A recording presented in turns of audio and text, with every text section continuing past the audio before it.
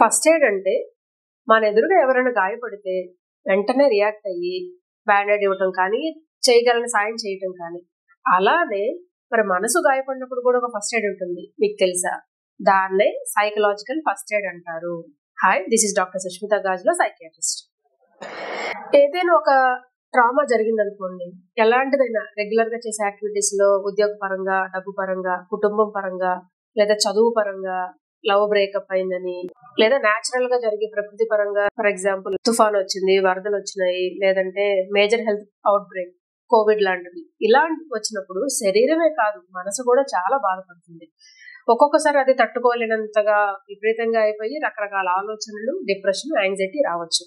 అలాంటి టైంలో ఉపయోగపడేదే first come first psychological first aid. ఏంటిది? ఆ టైంలో ఎవరైనా మన ఎదురుగా బాధపడుతున్నప్పుడు ఓర్పుగా ఉండి ఏం బాధపడుతున్నారని అడిగి తెలుసుకోవటం.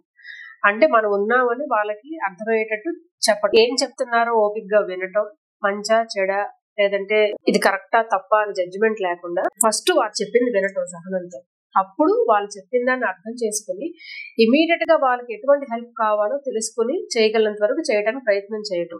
అదొక చిన్న మాట కావచ్చు, ఒక చిన్న సహాయం కావచ్చు. ఆ దిగులు నుంచి బయటకు పడటానికి కోపింగ్ మెకానిజం లాంటివి హెల్దీగా ఉండేవి ఎంకరేజ్ చేయటం, ధైర్యంతో కూడిన మాటలు చెప్పి వాళ్ళ ఆత్మవిశ్వాసాన్ని పెంచటం. ఇలా చిన్న చిన్నవి ఎవరైనా చేయొచ్చు. కేవలం మానసిక ఇబ్బంది అంటే సైకియాట్రిస్ట్, సైకాలజిస్ట్ అనే కాదు. ఇమీడియట్ గా మనం ఎదుటివారు బాధపడుతుంటే వెంటనే రియాక్ట్ అయ్యి వాళ్ళకి ఆ ధైర్యాన్ని ఇస్తే ఒక ప్రాణం నిలబడుతుంది. ఇలాంటి చిన్న చిన్న స్టెప్స్ తీసుకుంటే కష్టాల్లో ఉన్న వారికి చాలా ఊరటగా ఉంటుంది.